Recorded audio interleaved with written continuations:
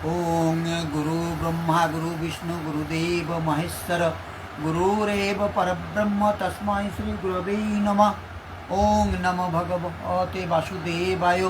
श्रीमद् भागवत गीता যথাযথ গীতা অথ ষষ্ঠ অধ্যায় শ্লোক নম্বর 20 থেকে 23, মানে 20, 21, 22, 23 একসাথে আলোচনা করছি। যত্র পরমতে চিত্তং নিরুদ্ধং যোগ সেবয়া যত্র চৈবাত্মনাত্মানং পশ্যনাত্মানি ভূষতি সুখমত্তন্তিকং যত্তৎ বুদ্ধিগ্রাহ্যমতীন্দ্রিয়ং বেত্তি যত্র ন চৈবায়ং স্থিতশ্চলতি তত্ততঃ জং লব্ধা চাপরং লব্ধং মন্নাতে নাধিকং ততঃ যস্মিन् স্থিত ন দুঃখেন গুরুণাপি বিচালতে তং বিদ্যাৎ দুঃখ সংযোগ বিয়োগং যোগ সংগীতাম।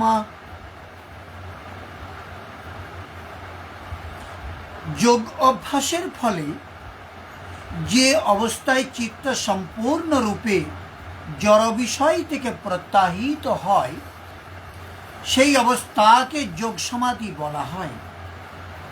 এই অবস্থায় শুদ্ধ অন্তঃকরণ দ্বারা আত্মাকে উপলব্ধি করে যোগী আত্মাতেই পরম আনন্দ আস্বাদন করেন।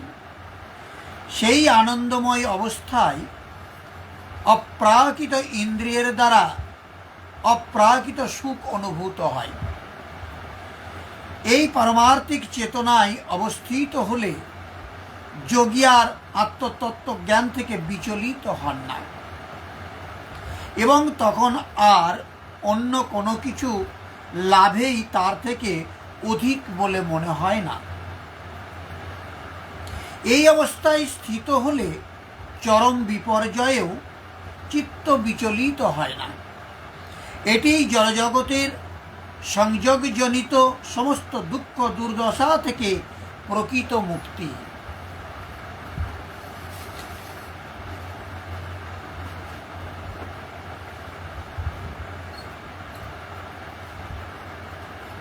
যে অবস্থায় যোগাভ্যাসের দ্বারা নিরুদ্ধ চিত্তেও নিবৃত হয়, বিলীন হয়ে যায়, শেষ হয়ে যায়, সেই অবস্থায় আত্মনা স্বীয় আত্মার দ্বারা আত্মনম পরমাত্মার দর্শন করে আত্মনি এব স্বীয় আত্মাতেই সন্তুষ্ট হয়।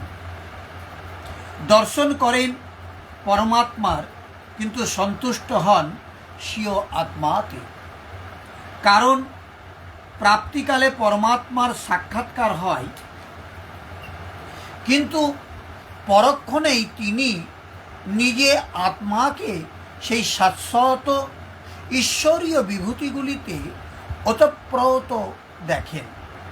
ব্রহ্ম যেমন অজর, অমর, শাশ্বত, অব্যক্ত ও অমৃত স্বরূপ, তেমনি আত্মাও অজর, অমর, শাশ্বত, অব্যক্ত ও অমৃত স্বরূপ আছে, কিন্তু সেই আত্মা অচিন্তও। যতক্ষণ চিত্ত এবং চিত্তের তরঙ্গ বিদ্যমান ততক্ষণ আপনার উপভোগের জন্য নয়। নিরুদ্ধ চিত্ত এবং নিরুদ্ধ চিত্তেরও বিলুপ্তিকালে পরমাত্মার সাক্ষাৎকার হয় এবং দর্শনের পরই সেই ঈশ্বরীয় বিভূতিগুলিতে যুক্ত যোগী নিজের আত্মাকে দেখেন। সেই জন্য তিনি নিজের আত্মাতেই সন্তুষ্ট হন। এই তার স্বরূপ, এই হলো পরাকাষ্ঠা।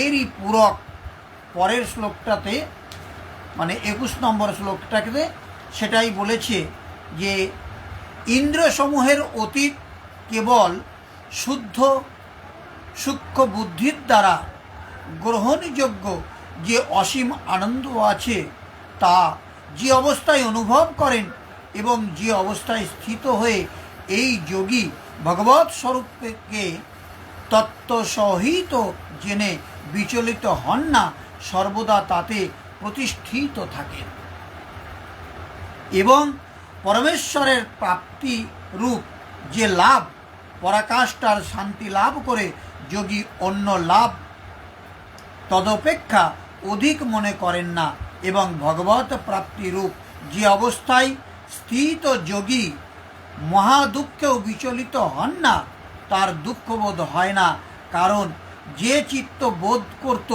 তা বিলীন হয়ে গেছে। এইরূপ যা সংসারের সংযোগ ও বিয়োগ থেকে রহিত, তার নাম যোগ। সে সুখ অত্যান্তিক, তার মিলনকে যোগ বলে, যাকে পরম তত্ত্ব পরমাত্মা বলা হয়। তার মিলনকে যোগ বলে। যে যোগ অবিচলিত চিত্ত দ্বারা নিশ্চয়পূর্বক করা কর্তব্য, যিনি ধৈর্য ধারণ করে রত থাকেন, তিনি